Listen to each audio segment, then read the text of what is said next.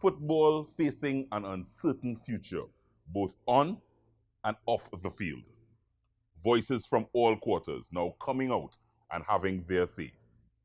Anil Roberts is here. This is the Ascension Football.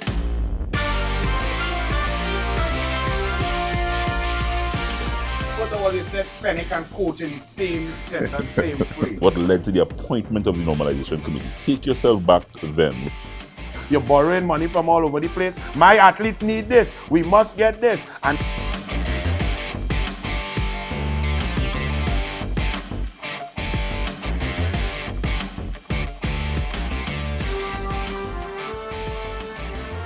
yes, this is the Ascension Football Show. I'm Joel Villafano. Let's get cracking.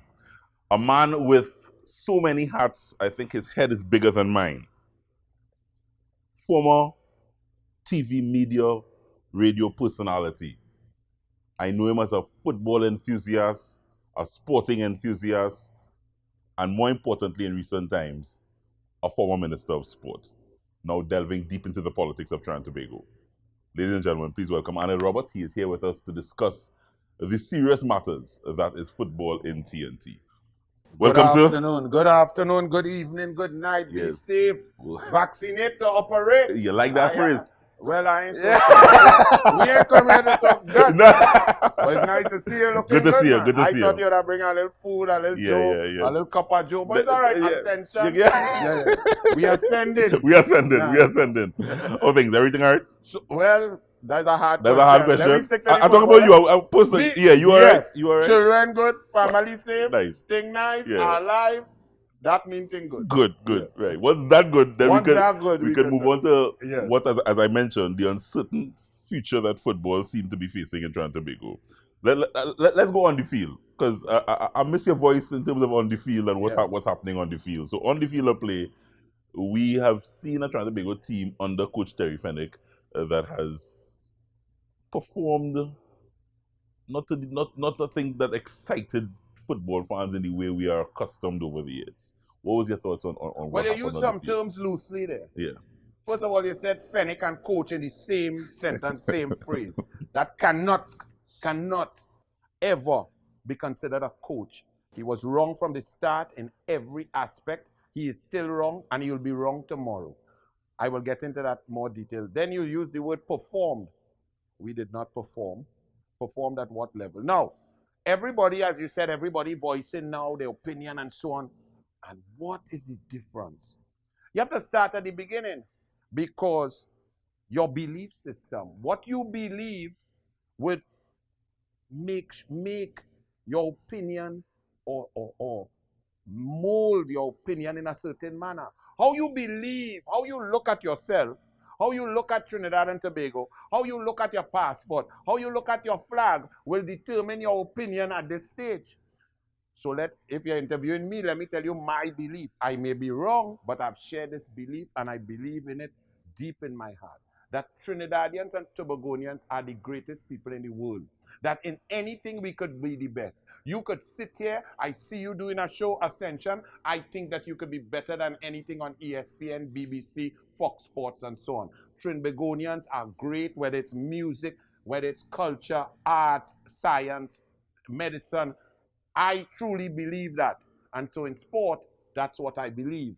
So if I believe that, and I see my football team go out against a team that is 201st in the world with fat men like me, with men who play beach soccer, and we cannot score a goal on a team that is that bad, when we knew from in front this was on the cards, when I had said from early, when you chose Terry Fennick, a man hiding out from England who cannot get a job in England. If you are from England, you played for England, you wore the red, white, and blue of England in a World Cup in 1986 when Maradona destroyed you and distressed you, but you're still on the English team. Once you go into coaching, you have an advantage. Not like Dwight York, he's a Trini, he's a Tobagonian. So he had to cry and beg for a walk, no matter how good he played at Manchester United, because it's harder for internationals to get there. But if you're born and bred in the UK, your walk should be booked. The fact that you have to dive down into a twin island republic in the Caribbean to try and seek your football glory shows already that you are well behind the mark, that you are not capable of doing the high-level job that we have. So you don't think Terry Fenwick is qualified? Not don't think. Just want to get that clear. Let's just make it clear. Yeah. Coaching requires intelligence. Football coaching is among the highest professional levels of coaching. They get paid the biggest, largest sums of money because it has the most passion, it has the most meaning, it carries with it the heaviest weight. You can uplift a country or you can send a country into riot and fanatic depression. Football, that's why the salaries are big. That's why football coaches don't have job security. It's about performance. It's about brilliance. Football is the new war. So long time, in the early 1900s, you had a big army. You're big and strong, and centuries before, you could be and show your muscle and your power and take over countries and so on. World War I, World War II. Football shows the power of a country. Football shows the culture, the belief, the intensity, the creativity, the brilliance, the strength of a people. That's how important football is. I am a swimming coach, but I can tell you that is the power of football. That's where the money is. In order to coach football, you have to understand science. You have to understand strategy. You have to be a man manager. You have to understand psychology. You have to understand how to mold a team. You have to understand fitness. You have to put everything together. Terry Fenwick has none of these qualities. Terry Fenwick's greatest achievement is that he should have been MMA when he knocked out Jefferson Goulat in 2005 after that beautiful free kick for W Connection against Jablote. Terry Fenwick has no characteristics whatsoever to coach a marble pitching team in a world championship. How do you respond to those that will say that Terry Fenwick, in the Pro League era here in Trinidad and Tobago, would have been one of the more successful coaches leading Salomon Jablote? How do you respond to that? Again, let's go back to how and I should started. be given an opportunity to coach our national team. Let's go back to how I started. Yeah. If it's all about your belief system, if you believe that TT Pro League football could compare to USA, Mexico, Canada, Costa Rica, and El Salvador, well, good for you. No, but that's not fair, because we are selecting. Then that argument says that our players who are playing at that level not good to go and play against. Hold on. We say our players are good enough to challenge, but our coaches are not. Hold on, that's different. If you are saying we are going into a world of football in a group that includes USA, Canada, includes Mexico, top teams in Jamaica, yeah. where we have had international coaches. The realm is now, the world of coaches is that the international coaches take different teams. So if you are talking about qualification for a World Cup, you are putting our coaches in that jar. All right. Which means that you could get a Pep Guardiola. You could go and try and find who you want. You could try and find Solskjaer to coach Trinidad and Tobago. That's the level we want to play at. Now, if you're saying we don't have the finances and we're not going there, then you come down and you say you want to do a local level analysis. So let's say that we are going with a local coach and you're putting Terry Fenwick in that. Terry Fenwick, the success that he had, you have to be very careful. In many of his competitions, he was at CL Financial San Juan Jablote. If you go back in your days, you will recall in your research, they spent and outspent the other teams 10 times over.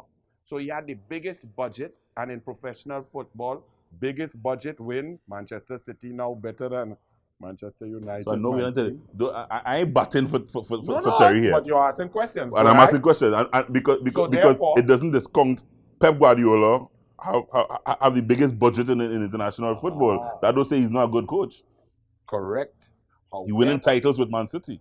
Yes, but he's also losing. And he's also at the highest level. Yeah. Now, but you're talking about in a small pond. In a small pond. Where the talent is not. You see, in a global pond, you have talent where everybody have money to buy players from anywhere. And we could go the whole of Africa. Bigger sea, bigger fish. Yes, so if you're in a small pond and you have big money, the advantage that you get is greater than in the big sea. So Terry Fenwick was only a good coach because he had finances to back him.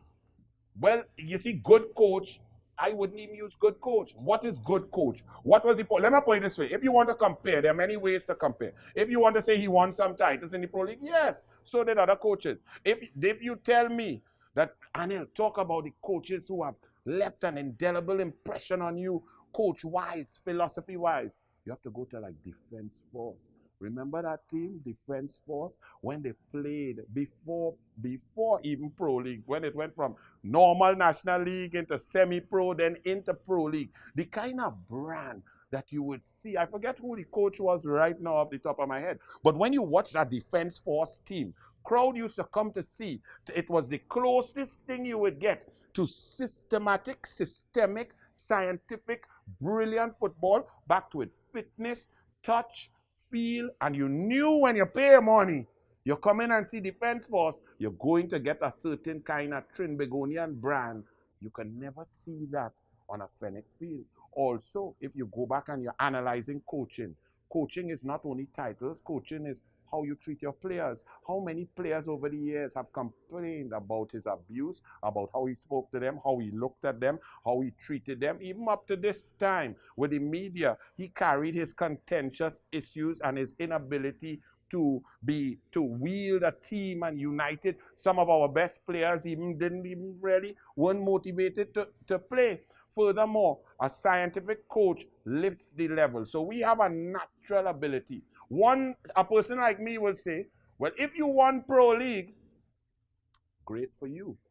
But after Pro League, isn't there something called CONCACAF, Champions League, and so on, different names of tournaments? How many of those did he win? Once you step out, you have to step up. If I sit here with you, Joel Villafana, and I tell you I'm the best swimming coach in the history of Trinidad and Tobago because my swimmers won 3,585 national titles. That mean I good? No. You know what makes me good? I took 8 different swimmers from right here without facilities, training in a little 3-lane pool without lane ropes, turning over flower pot to coach, and took them to make the first black woman to ever make an Olympic final in 1996 with Leah Martindale. And Siobhan Cropper came 17th in the whole world out of 207 countries. Took George Bovell and took him into World Championships in 2001 in Fukuoka, Japan, from small Trinidad and Tobago. And after the heats, he was ranked #1 in the world. He ended up 4th, but 4th in the world from a small country. That's where I can coach. That's why I can battle. That's where I have done. Also, my athletes who left me and went on to other coaches or other systems, whether University Division 1, never went faster. So I put that as my record. To say that I win a local small pond, I could only beat tilapia, means nothing in this global world, as you can see. So the proof is in the pudding. Furthermore, what was the management? What was the style? What was the skill? You are hearing questions. You could not. One, there was no system.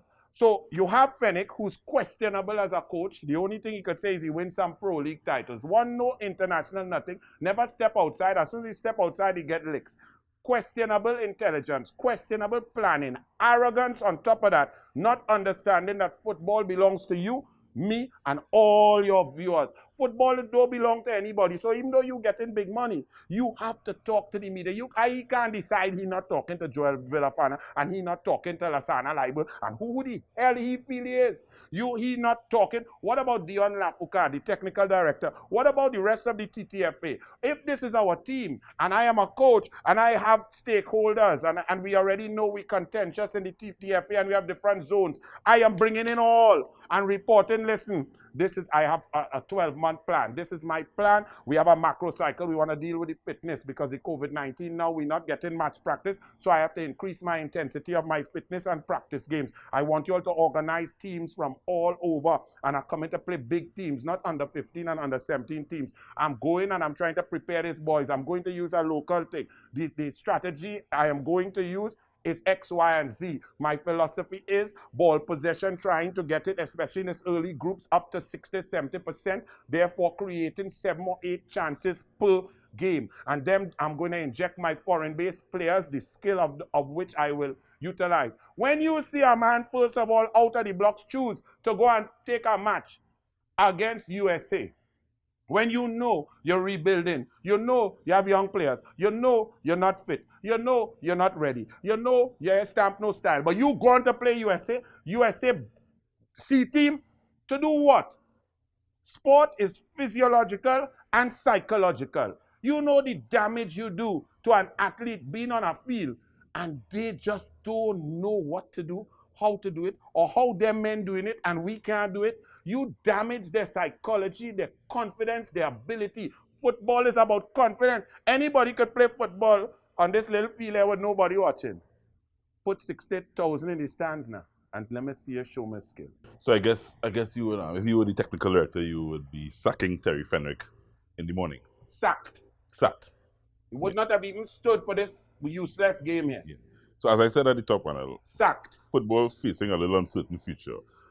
If at this stage we are a couple weeks out in terms of getting right into preparation for what now is, forget World Cup, the Gold Cup is now ahead of us in terms of qualifying for the Gold Cup. Literally a few weeks out from doing that. What do you do as the man in charge of the TTFA now? Okay. And you obviously had enough. You obviously thought Terry Fenwick was a mistake. What do you do now? Correct, but the man who we can't afford Pep Guardiola. Right. We can't afford no problem. You're gonna Klopp, right? We can't afford that. We can't afford that because we have men on a normalization committee right. who's billionaires, which we will talk about. For salary. But I don't want to only pick on Fenwick. No, the man who put Fenwick. No, but let me deal with Fenwick now. Let me deal with Fenwick because I want to deal with what's happening on the field now. Gone. What do you do now? Right. As on the field. Yeah. Mm-hmm. Okay. You have your technical directors. I realize that they didn't do a good job. I call in some older heads. I see that people are volunteering and men who have a great knowledge. I put an elder committee on top to oversee because they have the wherewithal to say and see and make criticisms. We have to understand that it starts with a belief and an understanding of where we are. If you sit down here like some people and say, well, let's prepare for the Gold Cup. Hold on. Slow down. Let us assess where we are. We are below bottom. We are in the worst state in the history of Trinidad and Tobago football. If you don't accept that, you cannot solve the problem. So let's be real. Let's take a deep breath. Let's shed one tear and say, okay, this is where we are. What we doing? All right. You have to stay in some competition because you don't want FIFA to ban us further. So you have to play a Gold Cup thing. All right. So you have a structure there in place with an assistant coach and so on. You maybe let the seniors direct a local coach, or Angus Eve, or someone who's performing very well. I don't want to say put a plug for any individual, and put them and tell them, deal with that.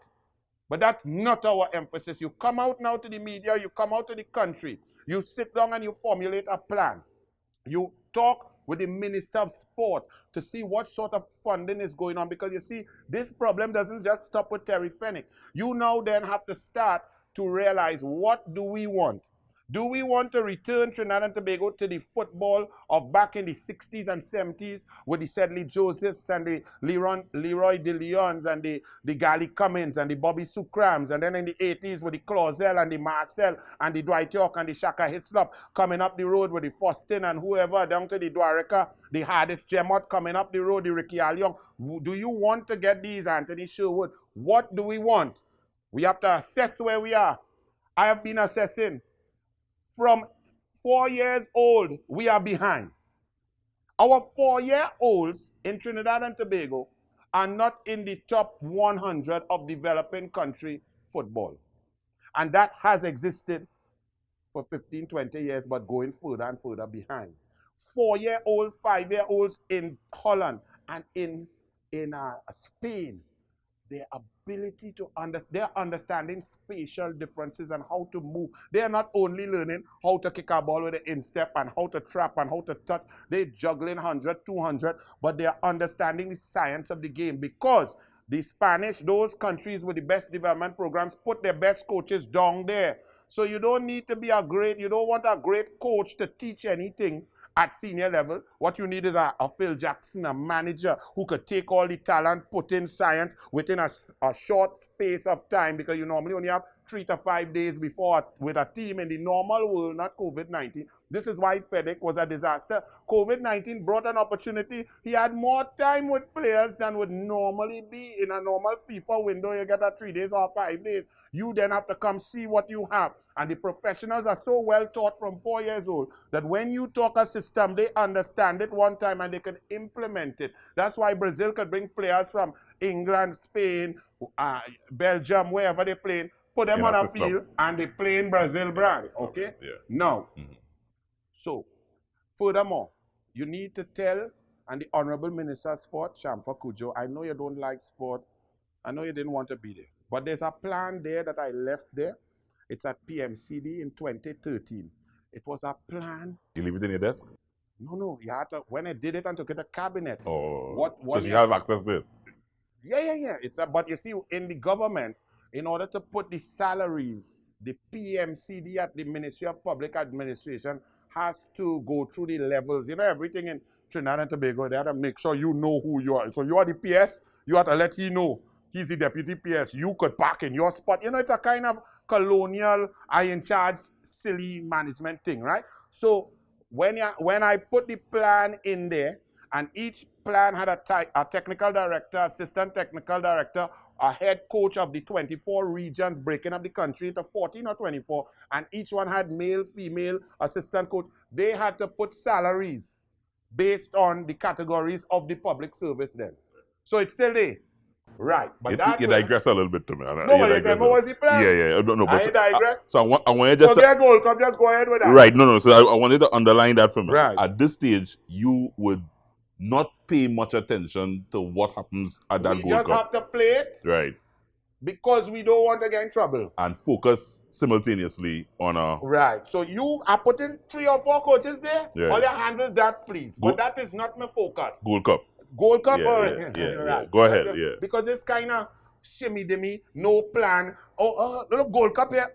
World Cup start back. Right. Let's go here now. Yeah. Nah. You handle that. Mm-hmm. You choose your thing, find your players, do the best you can. I'm not putting you under no set of pressure.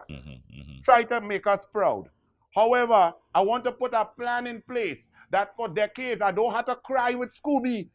When my team go and we are World Cup qualifying, I could know we reaching the last 6.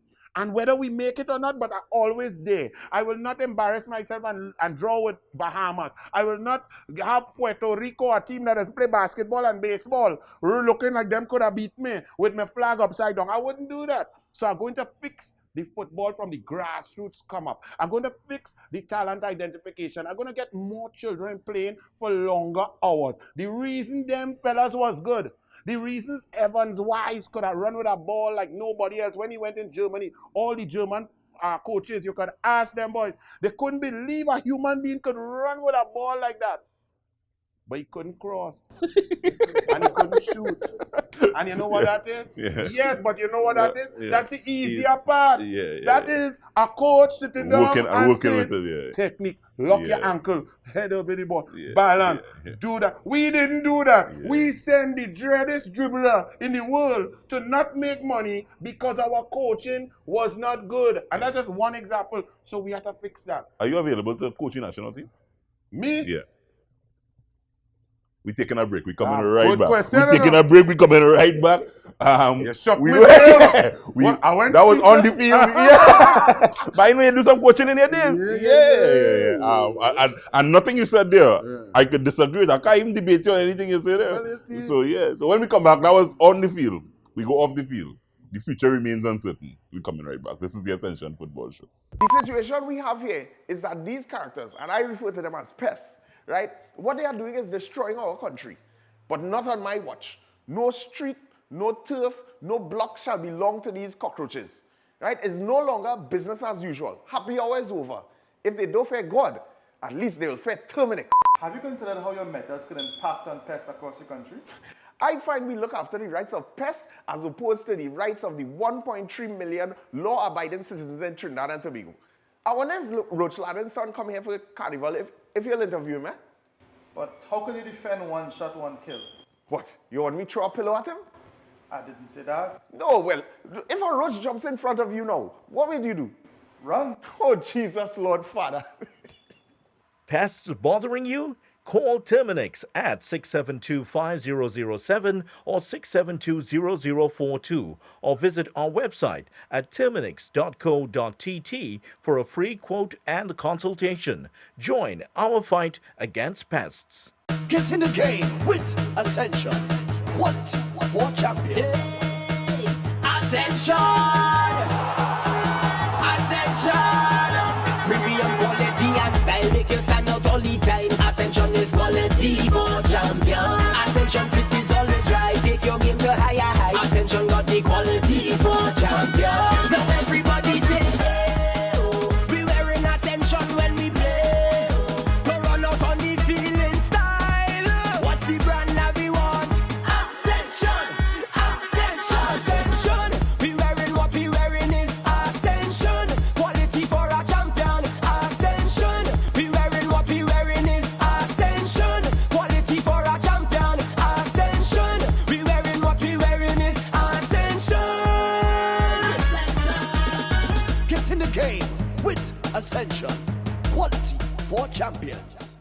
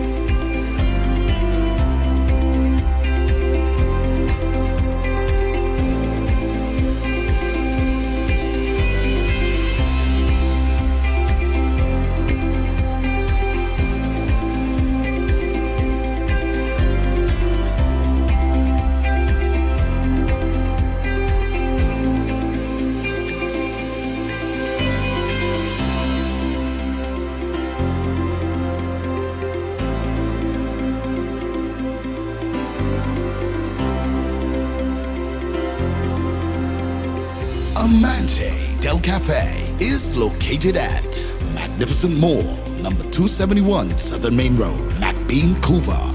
Amante Del Cafe. Happiness begins with brew.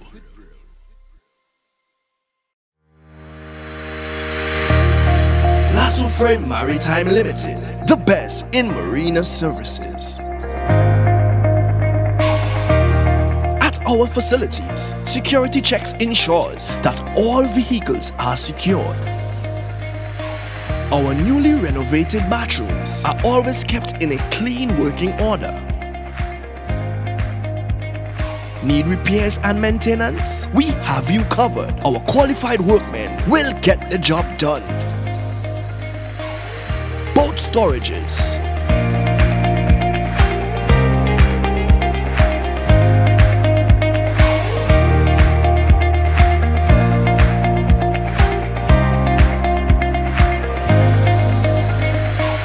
from our marina, you can easily push off for a family sailing trip.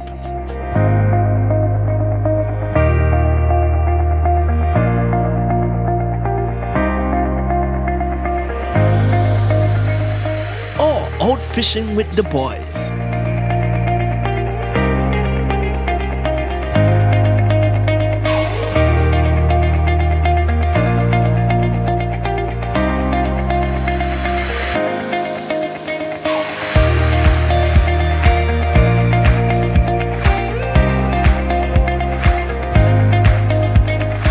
Or a fun DDI experience with friends.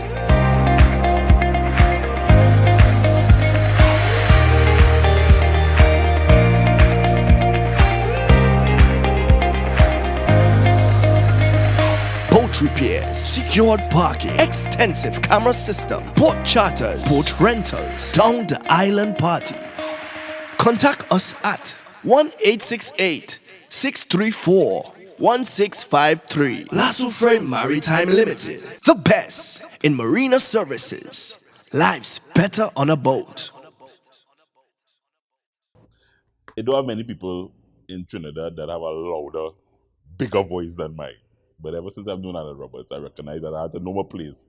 Because he have a bigger voice than mine. I can't shout him no matter what I do. Right?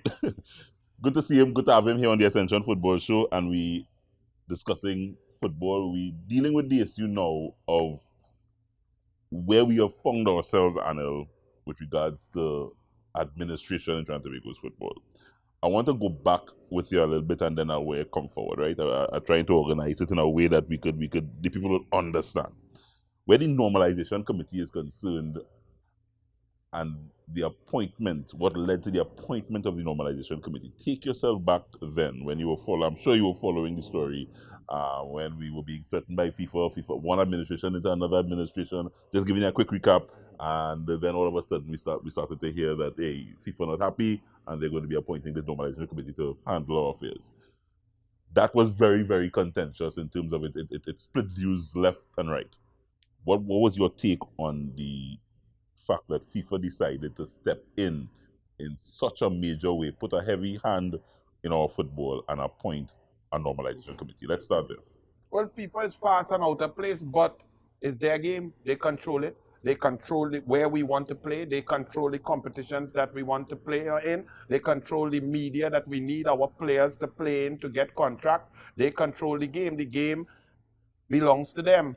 So while I disagree with everything they did and I find it fast and out of place and disrespectful, if you're playing in a man game and them own the game just like the Olympic Games, you have to sing to their tune. So it was poorly handled on all sides. But you understood the move. Yes. From FIFA's perspective. Well, no FIFA boldface, but you see, when someone has power or total power over you, you could try to believe in the philosophy of democracy and self recognition and so on. But they control. So if them telling you XYZ, you have to just do XYZ and try and play that diplomatic game. Now that's why somebody like me could never be in that position. Because I could, while I telling you what you're supposed to do, if I, the president of TTFA, and FIFA coming, I battling them because me ain't taking that bullying, but that's why I would not go in that position. That's why I did not do law, because my mother, father, lawyer, 2 brothers, lawyer, sister, lawyer, and my son doing law. But I didn't do that. I went into coaching because I heard my mother when a judge was wrong. And the judge buffing my mother for something I did because I was coaching her niece and so on. And she was very disrespectful, out of order. And I don't care who he is. You had to reach early, whether it's George Bovell, world record holder, Olympic medalist, or is your child 4 years old. Reach early, try your best. Same discipline for everybody. And I hear this judge buffing my mother. And my mother's a lawyer. And I hear my mother, strong, intelligent woman. Yes, my lad. Sorry, my lad.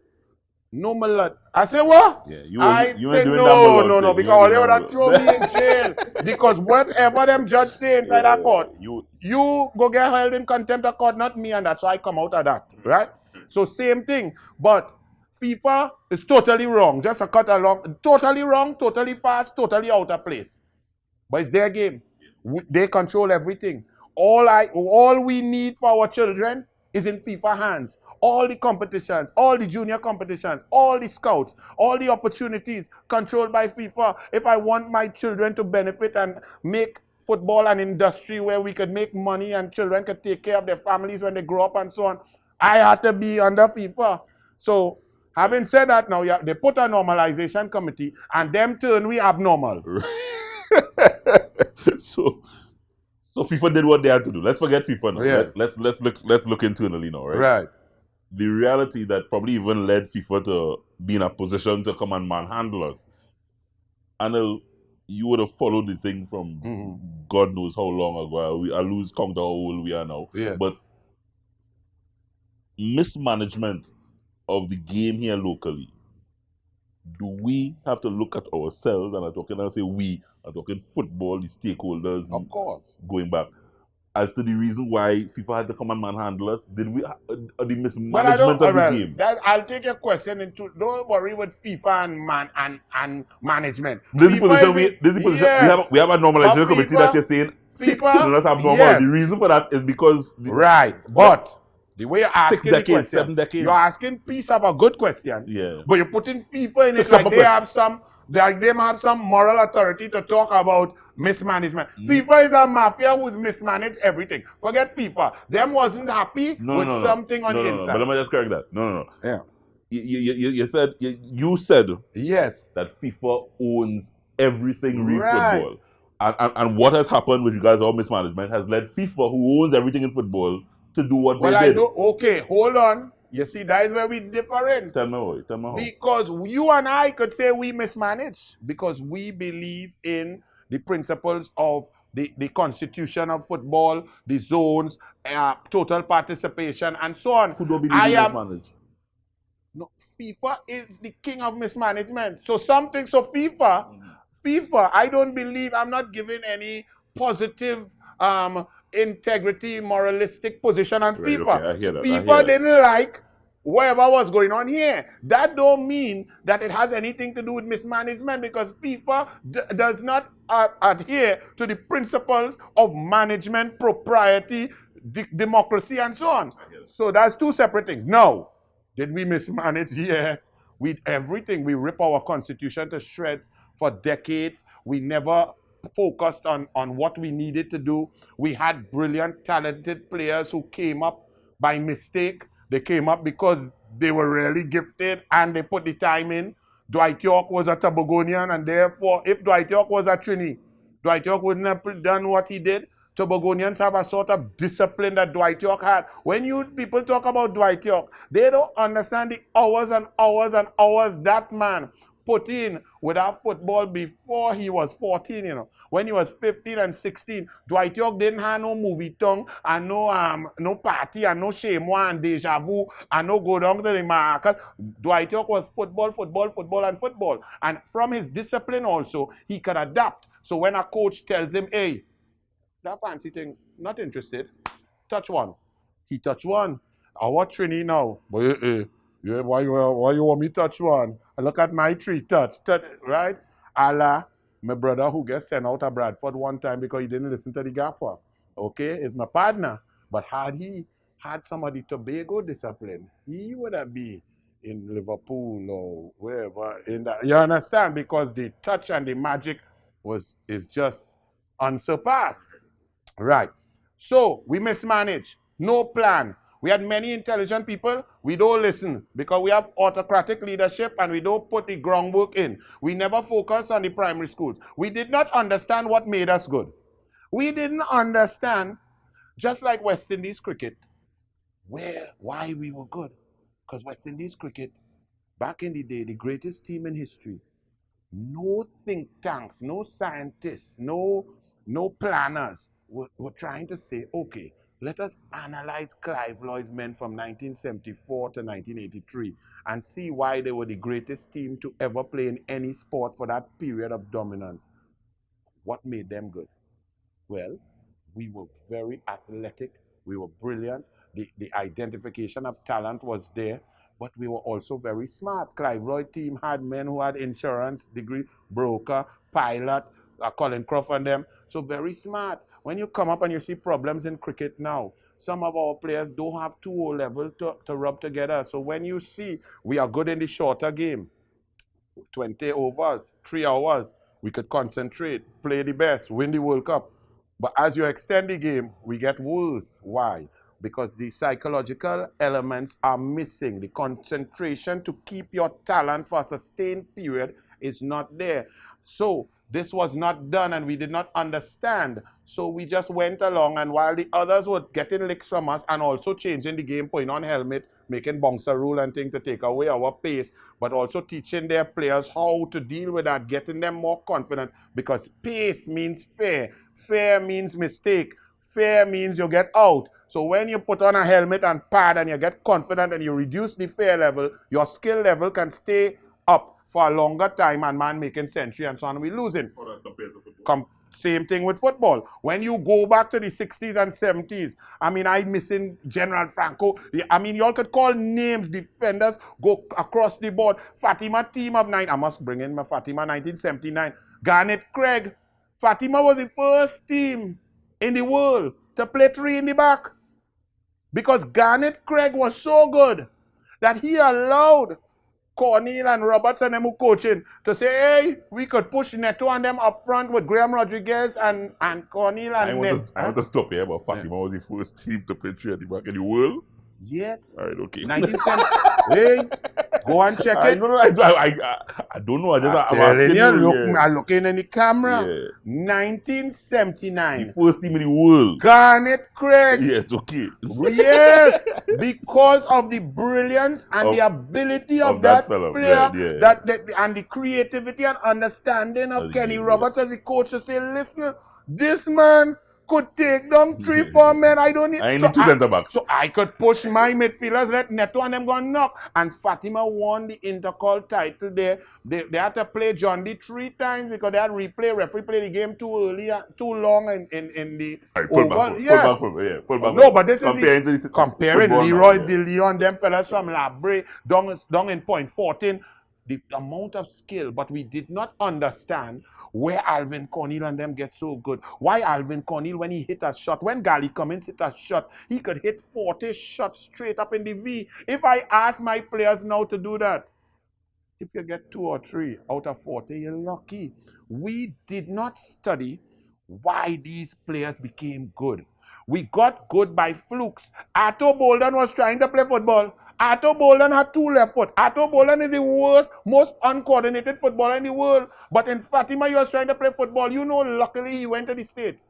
And a coach with an eye say, but wait now, son. He see him on a football field, you know. Say, come. You looking fast. Run. 4 Olympic medals. We don't have that science. We have to get it. We have to understand it. We have to nurture it. We have to put it in the primary schools. The primary schools league, we still have teachers just doing PE. We need to have qualified, scientifically based coaches who understand philosophy that is trickled down from the technical director who puts a Soca Warrior brand of football. What we want to play. What do we want to do? What is our concept? We have nothing. You people are telling me we created chances against Bahamas. Really? We should have beat Bahamas 14. So in order to score 14 goals, you should have created at least 30 chances. Did we? No, we didn't. We created about 6 against a horrendous team. I don't want to bad talk them. I'm happy for them. They're celebrating like them win the World Cup. Okay, so I don't want to throw shade on them, but they really ain't good. We, Trinidad and Tobago, we are a team that should be battling Mexico and USA. Did you watch that Mexico-USA CONCACAF Nations Cup final? And this is young 19, 22-year-olds playing for 120 minutes of pure speed, pure talent and creation. Do you know we cannot even run with them? In order to play them, you have to match them first. Fitness, speed, running, agility, strength, balance. Forget the ball. I ain't reached the ball yet. If you put my 11 against a USA, we lose on every category, every player, 11 on 11. How are you going to beat them, Joel Villafana? You have to take your 11, put the statistics, get the science on.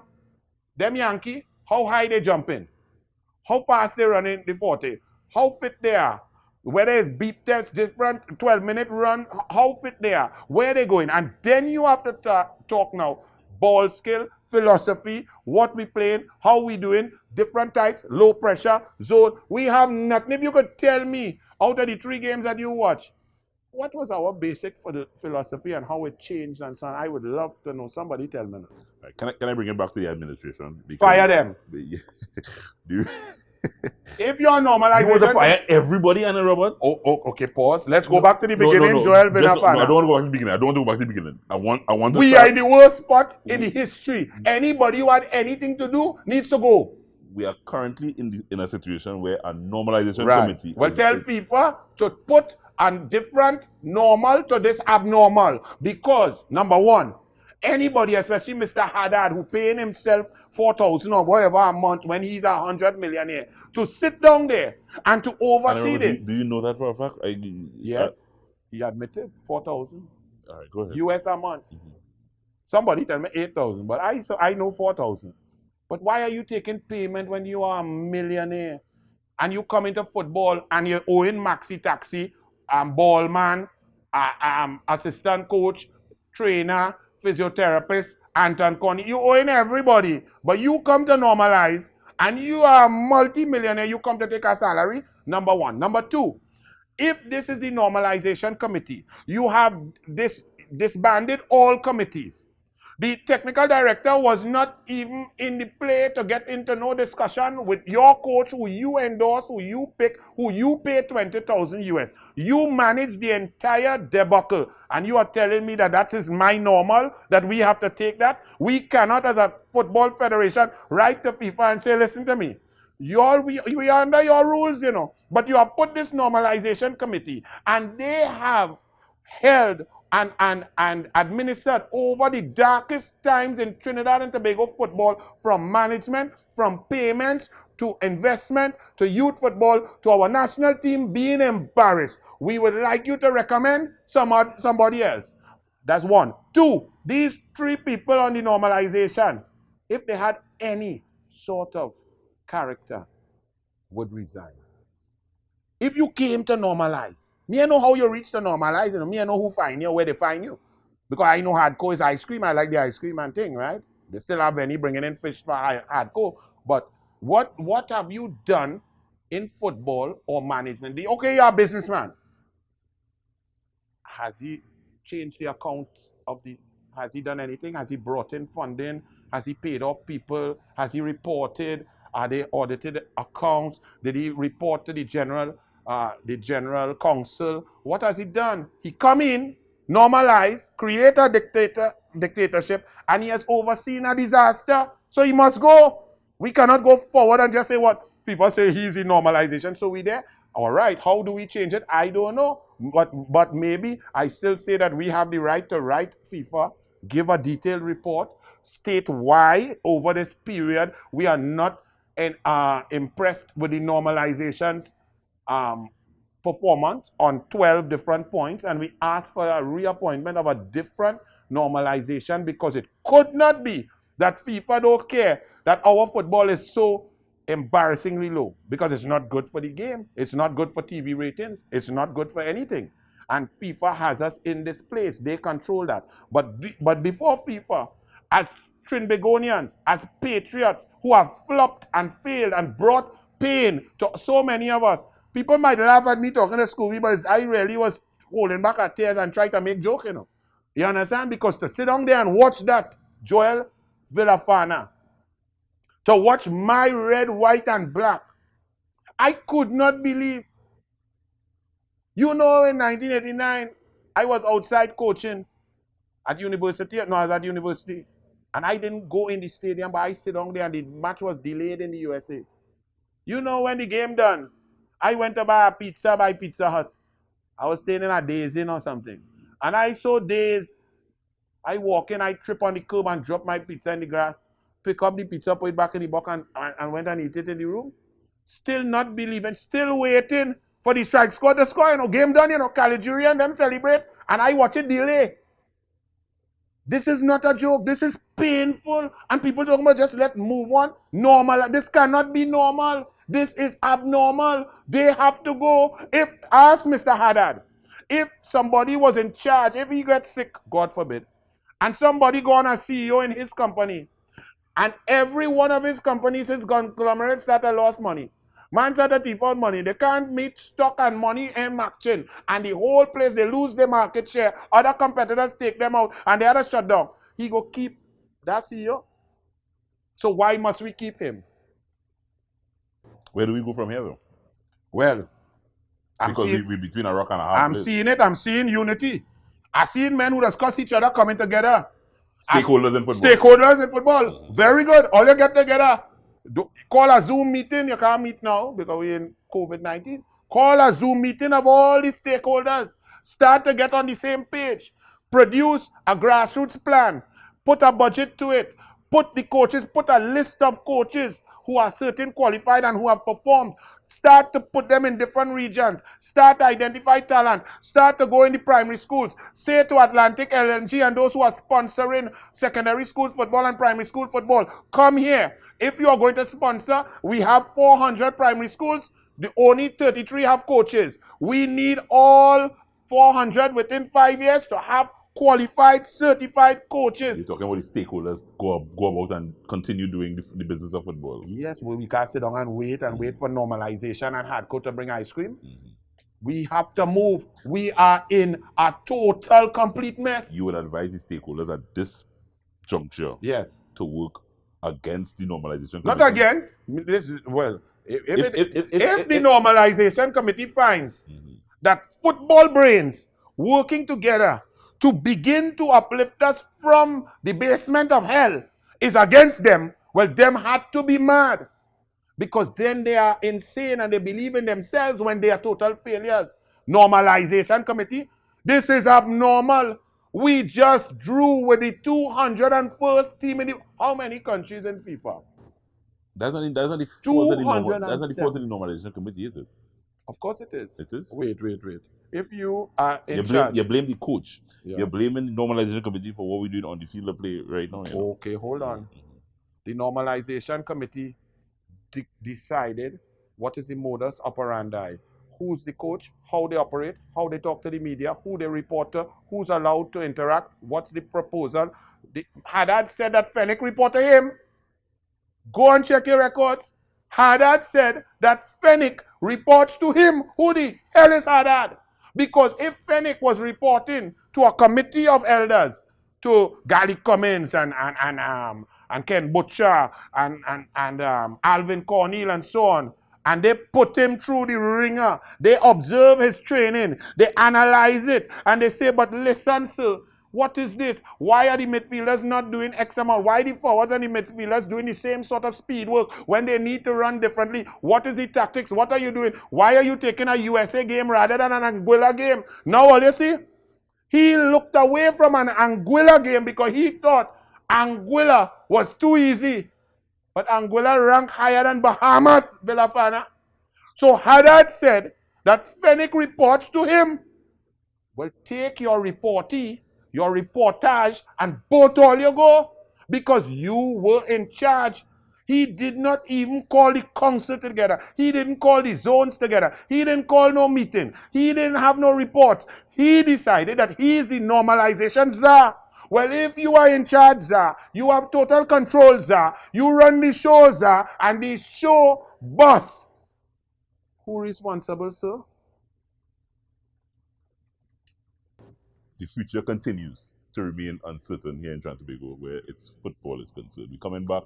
Anna Roberts is here, and we look at the role of government, and can government assist football in getting out of this hole that we found ourselves in. Come on back. Pest control is a pain, but you don't have to go it alone.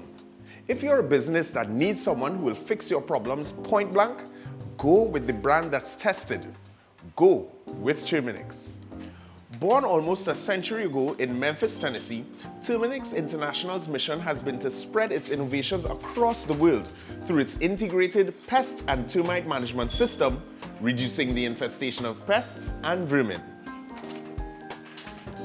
Our Trinidad franchise neutralizes the threat of tropical insects and ensures that companies, from food production to hospitality, protect their investment and get the maximum value from our relationship. And we've been doing it well for over 20 years.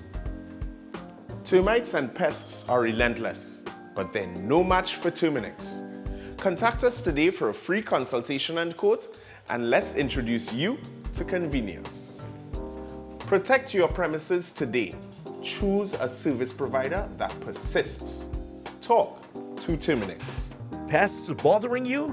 Call Terminix at 672-5007 or 672-0042 or visit our website at terminix.co.tt for a free quote and consultation. Join our fight against pests. Get in the game with Ascension. Quality for champions. Hey, Ascension! Ascension! Premium quality and style make you stand out all the time. Ascension is quality for champions. Ascension fit is always right. Take your game to higher heights. Ascension got the quality for champions. So everybody say, hey, oh. We wearing Ascension when we play. Oh.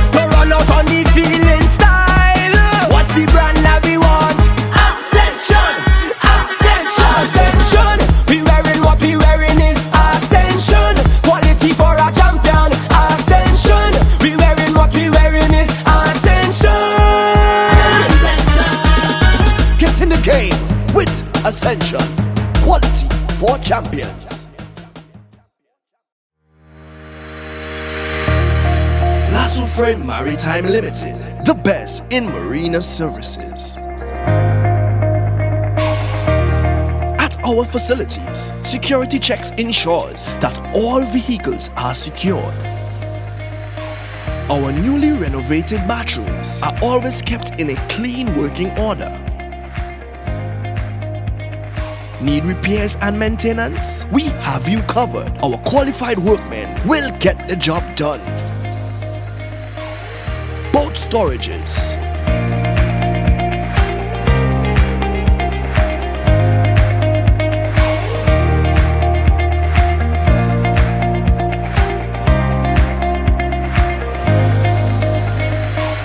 from our marina, you can easily push off for a family sailing trip.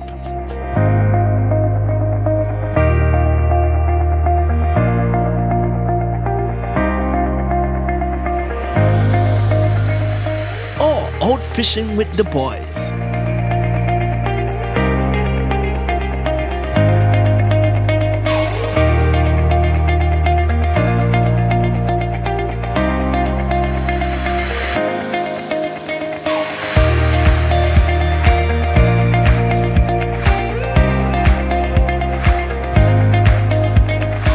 Or a fun DDI experience with friends.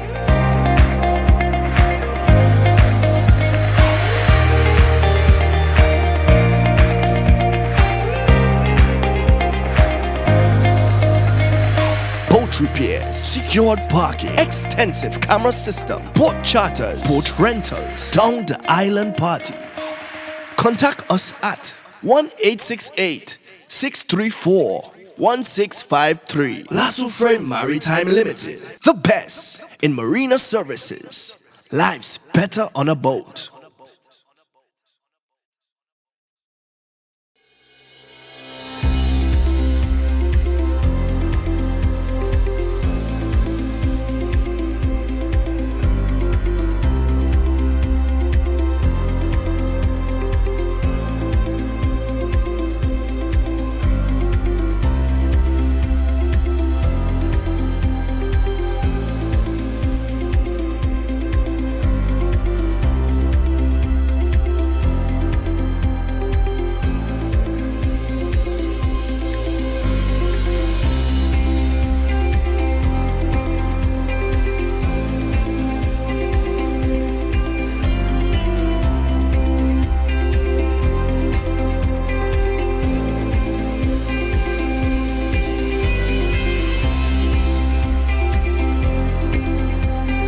Amante Del Cafe is located at Magnificent Mall, number 271 Southern Main Road, McBean, Couva.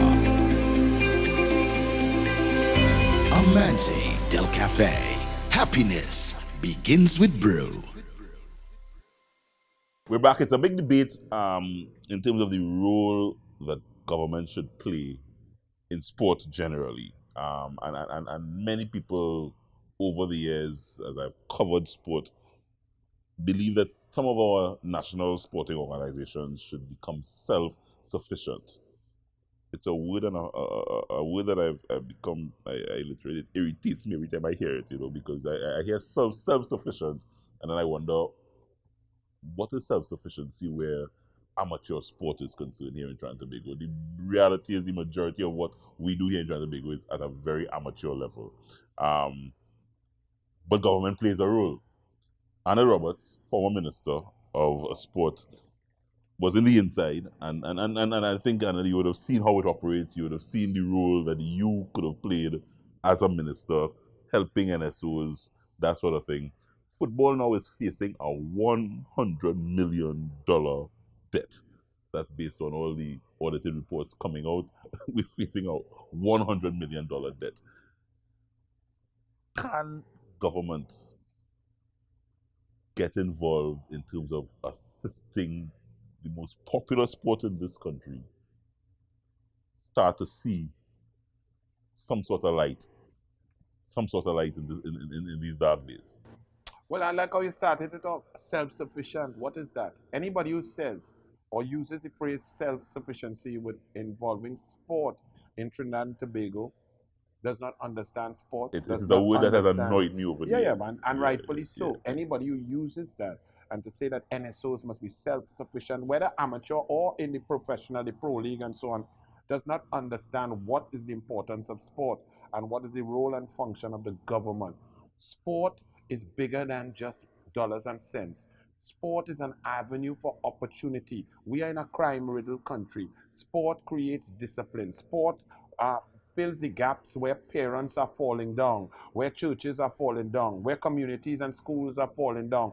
Sport, well-structured coaches, whatever sport, karate, archery, volleyball, jogging, beach football, cricket, swimming, water polo, whatever sport, there's certain aspects of it that go deeper than dollars and cents. You can save a society by sport. Sport is an investment, not only to get a monetary return, but a return that is intrinsic value to your culture, to your society, to the discipline, to the way your society operates. So self-sufficiency is a ridiculous term, and anybody who applies that to sport, especially as you noted in the amateur nature of sport, does not understand. Furthermore, to even say for the professional leagues that the TT Pro League needs to be self-sufficient also, and that they are professional, does not understand that we don't have a culture of professionalism. We don't have a culture of going to buy tickets. We don't have a culture of support. We can't get a stadium full 20,000 people for a TT Pro League game. The largest crowds come out for the finals, like the First Citizens Cup and so on and so forth. You may get 4,000 or 5,000 people. So to say and to berate those sponsors who come in and tell them government says to wean yourself off, that is not the way to go. The Minister of Sport, the government has a critical role to play in all sports. When I went in there, the annual budget in the NPI vote was about $10 million. The NPI vote is the vote of money that goes to the 49 NSOs to go and help. When they put in the budget, they get a little assistance. How much? As well, 10 million. And when also for communities who want to do a sports day and and get some uniforms or some Ascension uniforms and so on, you have that 10 million. Unfortunately, the two previous ministers before me did not sit down and really go and understand what this money does and what it's about. And they used to only spend 5 million out of the 10 million. And they used to send back 5 to the consolidated fund. When I went there, this was so ridiculous that because when you get sporting groups in all, first of all, the 49 NSOs, if you think football alone would require at least an investment of 25-30 million a year at all levels, national team, pro league, super league, college league, primary school, coach education, girls football, rural sports coaching, caravan, 30 million, that's one sport. Cricket may need 11 million, that's 41 million. Then you have to talk about swimming, water polo, tennis, auto racing, basketball, volleyball, coming down the line. So I was able, now this is where a minister is important. So I don't really talk about the current minister porting because that's not fair, all right? Because she really doesn't like it and that's all right. But a minister has to go in a cabinet and advocate for his or her portfolio. So you have to believe in what you're doing. You have to understand what you're doing. You have to get in there and fight with ministers who want more money for housing. Some want more to build school. Some want more for laptops. Some want more for medicine, for oncology drugs. Some want more for social welfare, for the net. You have to get in there and there's a pizza pie and you have to go and fight for that pie for sport. Well, when I get in there, I went in there with 32 other ministers and I fight. And I raised that NPI vote from 10 million to 140 million. And all groups across the Trinidad and Tobago, if you're in politics, they don't look for tanks. But all of them will know. All of them watching this Ascension show, when they write their little thing and they want their little football team to get boots and socks and so on, whether it is RSSR or this one up in Grandie, down in Penal or in Point 14. When a former member of parliament, Marlene McDonald, asked me as minister, how much, who you give that money to and so on and so forth. It is the only time in the history of the parliament that the entire 45 minutes for the question and answer time was taken with me reading out. Group after group who got help, who requested. Small things people are happy with. if you have a sports day, medals and trophies with a little $1,500 for the DJ and $1,000 for tents and so on, so $6,000, $7,000, $8,000. But you have to sit down there as a minister, and every morning I will sign recommended to the PS about 40, 50 letters from people requesting, as well as giving funding to those sports to advance their national teams, their junior teams moving forward. So you need to go and fight for the money. The Pro League, when we are there, you have to understand the TT Pro League is more than just football. It's more than just selling tickets. It's an avenue to fight crime. It's an opportunity for children who may not be so academically inclined to earn a living, to take care of their families, to take care of their mother, to take care of their children. The football TT Pro League hires about 3,650 people. So when you don't support that, or you say they have to be self-sufficient, it is really sad. You don't understand, because it is more than tickets. It's more than revenue. Trinidad and Tobago, even our national team, we don't buy tickets until the team really reach. When we in the last 2 games in the group of 6 go into the World Cup and we have a chance, we in 4th place, 3rd place, so on, well, then ticket go sell. But when the first round start and we had to play Puerto Rico and Bahamas, you only have the normal 800 only me people. And you going. Exactly. You understand? And you have about 800 people down there, and the rest is cricket and spider blowing in the stadium. That's how we are. So to say we don't have a culture like England that's ingrained, that even Yeovil Town, when them have a game, 15,000 people go in and pay £15 to watch them play. Far less for the Manchester United and the Chelsea and the Manchester City and the Liverpool and so on. So we don't have that culture. So sport is more than just money. You have the money aspect, okay. But to talk self-sufficiency and doing it on your own is absolute nonsense. How do you address a recent issue, and I'm supposing within the last 5 years or so, where government would have been suggesting, and I'm saying Ministry of Sport here, would have been suggesting that some of these NSOs are mismanaging their funds and thinking that the government and the Ministry of Sport is an ATM machine. And there was an attempt at that point in time to say, listen, no. Put your ducks in a row, dot your I's, cross your T's before we just hand money to you. Mm-hmm.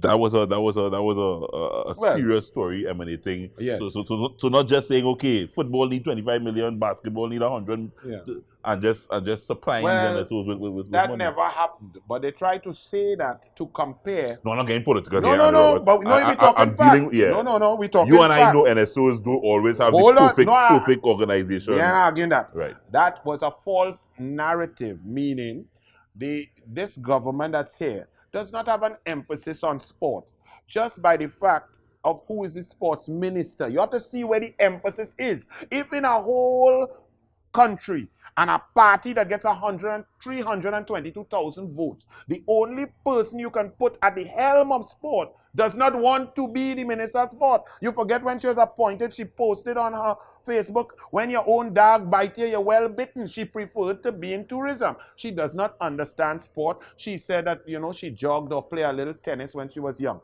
So therefore, that's how you tell, when I'm telling you, if you are the prime minister, and you think sport is important, you go and you find somebody who passionate about sport, who has had a BSc in sport, who managed sport, who did something, who understands, and then you listen to them because you are the prime minister, so you will have to give them the resources to do their job. Now, if sport is not important and you have other things to do, you want to buy ferries, or you want to buy cutlass thing, you want to do houses, you want to give Chinese contract, you want to go and borrow money from a certain place down on Arapita Avenue, then you cut from sport. You cut what is not important. So they came, and remember the number I told you, 10 million PNM before I reached. Carried it up to 140, which still couldn't share because everybody had to get piece.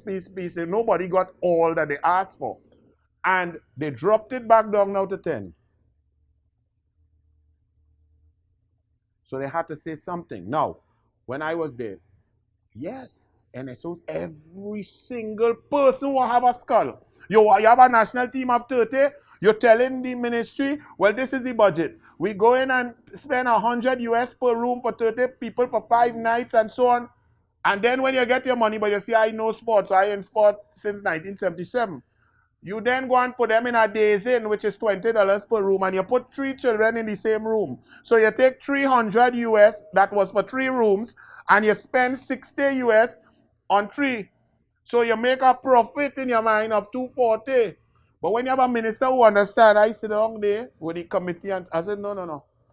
This, please, give us proper bills. And so that always existed. Now, you fell out with quite a few NSOs, I think. Yes, because they was trying skull. And if you know skull, I are wrong. So all them skull. For example, you had my boxers came to me.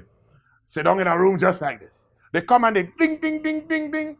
The medals clinging, 2 bronze medals. Minister, this is what we brought from Ecuador. This means we need funding. We're going forward. This was 2010-ish, so we're going 2012. So we need some extra funding. So I sit down there. I say, what weight categories these 2 medals from? They say, I say, not what weight category? They say, well, the 55 kg and the 72 kg. I say, and how many boxers in this competition entered those weight divisions? 4 or less than 4. They say, I say, not I say, so what you are telling me?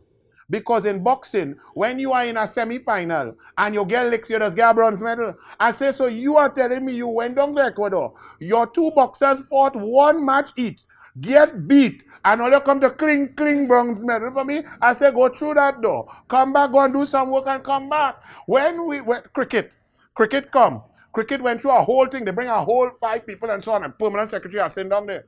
Cricket come and say, well, we need this, that, the other. What if you see plan 11.83 million? I do my research before meeting. I say, this is very interesting. I've checked all your documents and so on.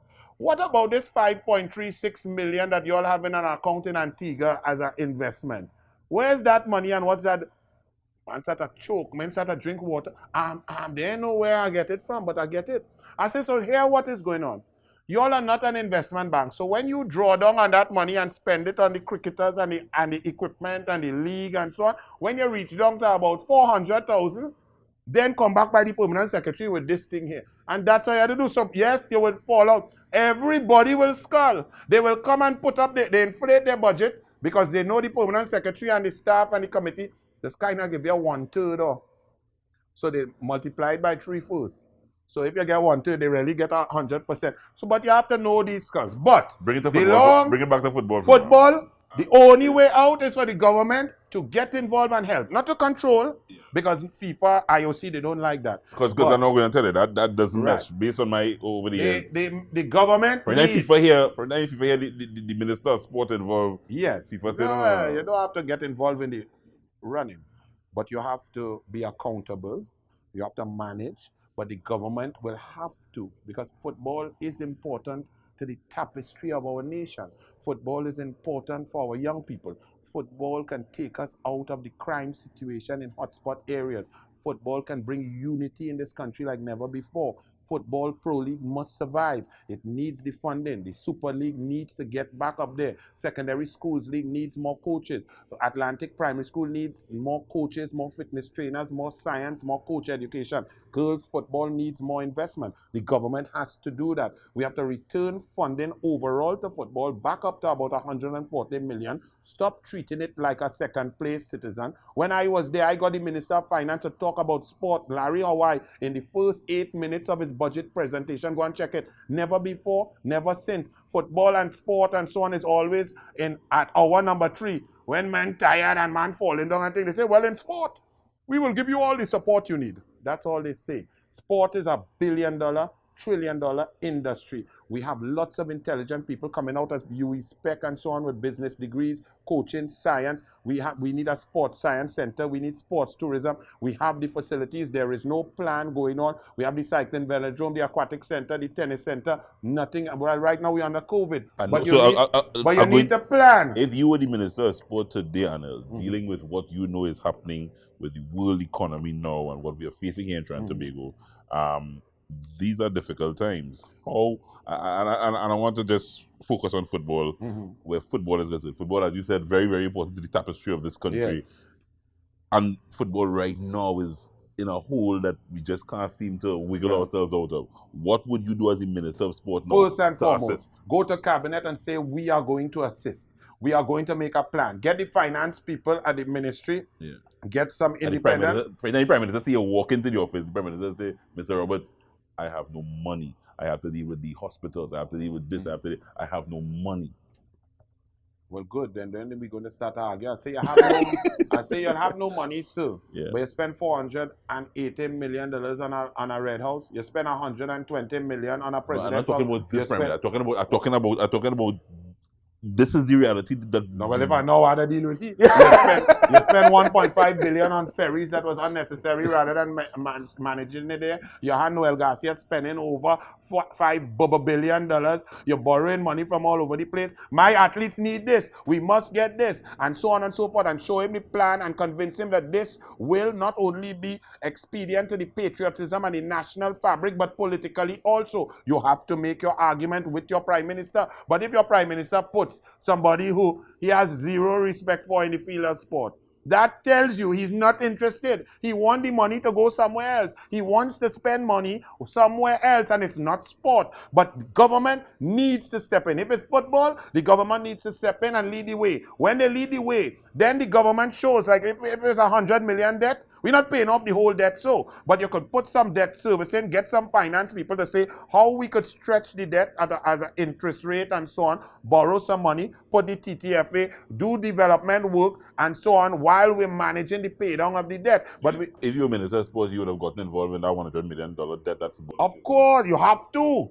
You have no choice. What are you going to do? Just leave them out there to sink and then let the sports sink and let the children sink and have no opportunity and let more gunmen come out and more people have to just rub down the place and go and let the place go wild? You have no choice. It is critical. TT Pro League, the government must invest. When I was there, we were pumping money into it. The administrative part, when Dexter Skeen was CEO and so on, I believe we were giving about $5 million to the administration and then another $6 to $7 million to the clubs. Some clubs were getting $85,000 a month depending to pay their wages for their players and so on. Now, some people say, well, you assisted, the government assisted, and some of these clubs went to get international players. That's what a pro league is for. You have to lift your level. So I like that. You know, if the clubs survive the entire premiership is foreigners now. There was back in the day when I studied in Manchester United and so on with Viv Anderson and so on, there's only one black man could play. John Barnes didn't get to sweat in 1986 in England. Now you're seeing Africans, you're seeing Caribbean players, you're seeing international Korean, Chinese, all over in the European leagues. Football is a global game. So if you have a professional league supported and funded by the government and assisted by private sector, I agree. If they have good St. Lucian, Bajan, Brazilian, bring them to lift our level because we want our players to play with better players. The more you can practice and play with better, higher quality players, the better for your game. So, yes, the funding must continue. This government has cut it down to nothing, and then they also buffing the owner and saying, wean yourself off of the government and you must make your own money and be self-sufficient. Nonsense. The government has a responsibility to football, first and foremost, then to every other sport because of the effects on a nation, the effects on the opportunities for young people, for youth moving forward. We cannot only go on maths and English. We must identify talent, respect it, and give our children the opportunity to survive and thrive. So the Pro League is a must invest for the government. And Roberts, what you up to now? You have a role to play in sport, football at all going forward. What you up to now? Post pandemic. Let's look ahead of the pandemic.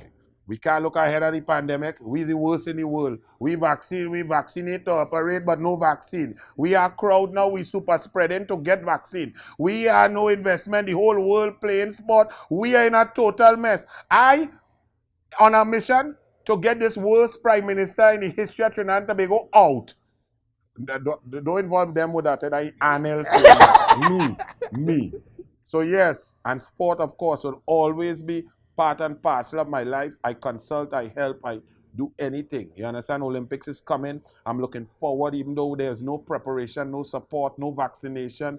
But I'm hoping that God could bless us here. They say God is a Trini. So I'm looking at Dylan Carter. I'm hoping Keshon throw 82 for the first time in a while, but he will need to get up close to 90 in Tokyo. I'm looking at somebody track and field. I see Dion Lendor going good. My 4x4 might look good. Jerry Richards in the 200. So we have some things to look forward to. I mean, they've not prepared well. They were not helped. We have a president of an Olympic committee who want to play more politics than doing his job.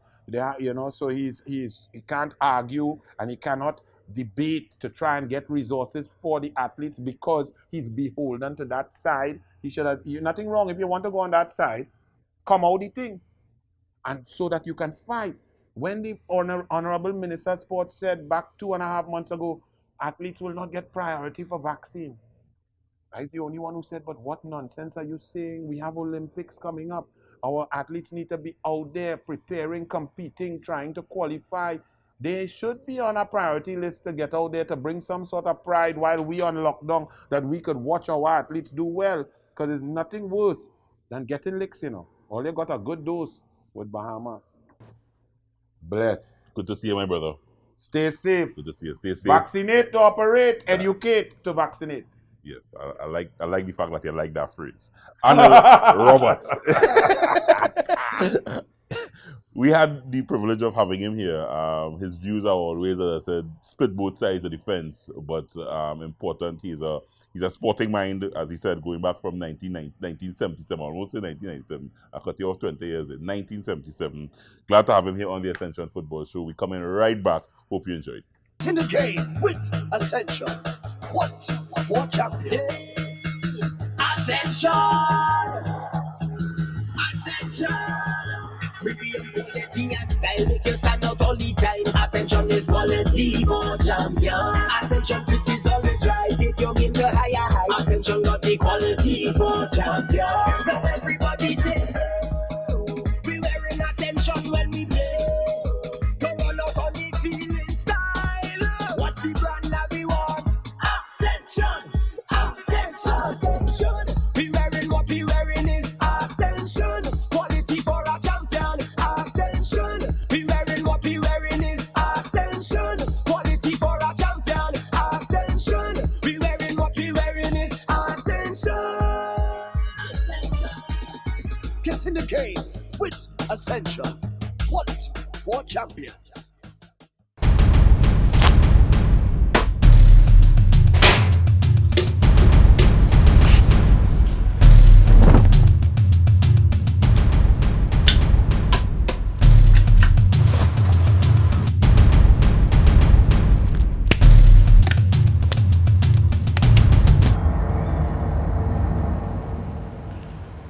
Pests bothering you?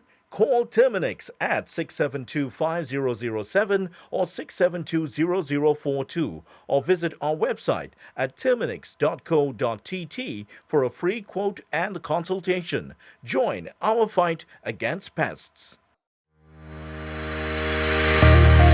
Lasso Frame Maritime Limited, the best in marina services.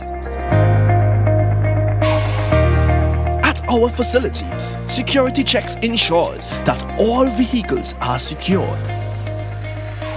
Our newly renovated bathrooms are always kept in a clean working order. Need repairs and maintenance? We have you covered. Our qualified workmen will get the job done. Boat storages,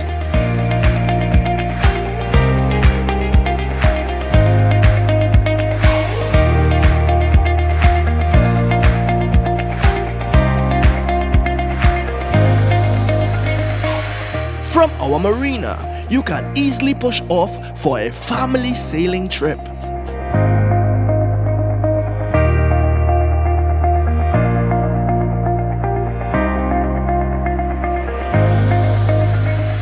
Or out fishing with the boys.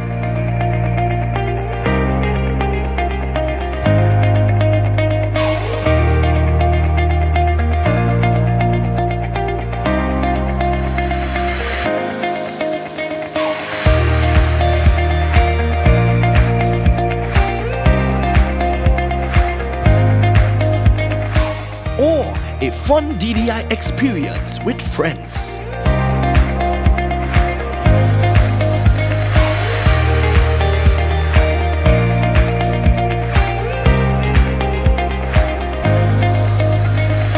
Boat repairs, secured parking, extensive camera system, boat charters, boat rentals, down the island parties. Contact us at 1-868-634-1653. Lasso Frame Maritime Limited, the best in marina services. Life's better on a boat.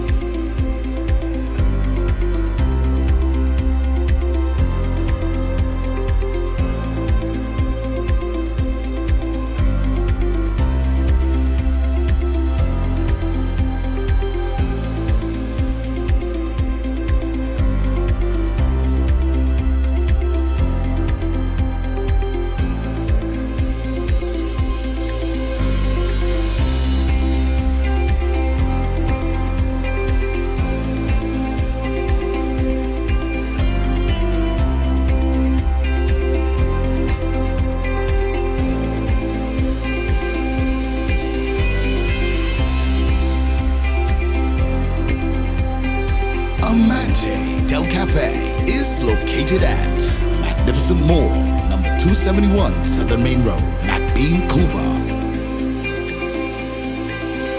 Amante Del Cafe. Happiness begins with brew. Whatever your opinion is, the reality is that football continues to face a very, very uncertain future here in Trinidad and Tobago. We were happy just to have Andy Roberts sharing his views. He has been a person that has been involved in sport and served sport at various levels as a coach, as a minister, and he shared his views here on the Ascension Football Show, and we'll continue to bring the views and the opinions of all of us until we get some change and football future looks a little more bright in the coming days. We'll be back here on the Ascension Football Show every weekend. Join us and follow us on all our social media platforms. I'm Joel Filifano. We'll see you soon.